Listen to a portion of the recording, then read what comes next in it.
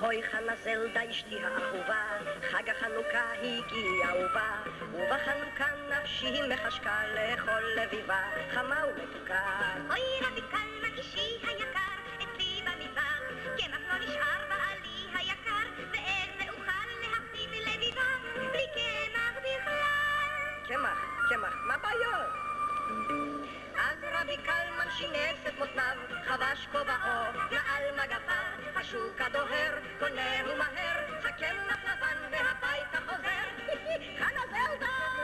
הנה חנה זלדה אשתי האהובה, הנה לך הקמח להכין לביבה, כי בחנוכה נפשי מחשקה לכל לביבה, חמה ומתוקה. אוי רבי קלמן אישי היקר, אצלי במטבח, שמן לא נותר בעלי היקר, ואיך ייתכן להכין לביבה, אם שמן לי אין. שמן, מה בעיות שמן? שוב משנס רבי קלמן מותניו, חובש כובעו ונועל מגפיו, השוק הדוהר, קונה ומהר, כד שמן טהור והביתה חוזר. חנה זלדה! הנה חנה זלדה אשתי האהובה, הנה לך השמן להכין לביבה, כי בחנוכה נפשי מחשקה לכל לביבה, חמה ומתוקה. אוי רבי קלמן אישי היקר, אצלי במטבח, לא נשאר סוכר בעלי היקר, ואיך זה אפשר להכין לביבה, בלי טיפת סוכר. מה בעיות סוכר?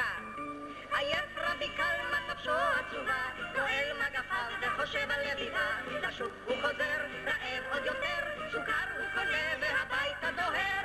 חנה זלדה! הנה חנה זלדה זוגתי האהובה, הנה הסוכר הכיני לביבה, כי בחנוכה נפשי מחשקה לכל לביבה, חמה ומתוקה. אוי רבי קלמן אישי היקר, שמא נדחה על ביבות למחר בעלי היקר, אין איך זה אפשר להכין לביבה, רק כוח נגמר. כוח? מה בעיות כוח? אז רבי קלמן חולץ מגפיו, לובש הוא שיער, מפשיל שרמוליו, ולש הבצק, יוצק ויוצק, צוחק אחרון רק מי שצוחק. לוקחים קצת קמח, קצת סוכר, קצת שמן וללוש, העיקר ללוש. אוי, זה מתנפח. חנה זלדה! אוי, חנה זלדה, בוקר כבר בא, עיניי פקחי, הנה לביבה, כי בחנוכה נפשנו מחשקה לכל לביבה, חמה ומתוקה.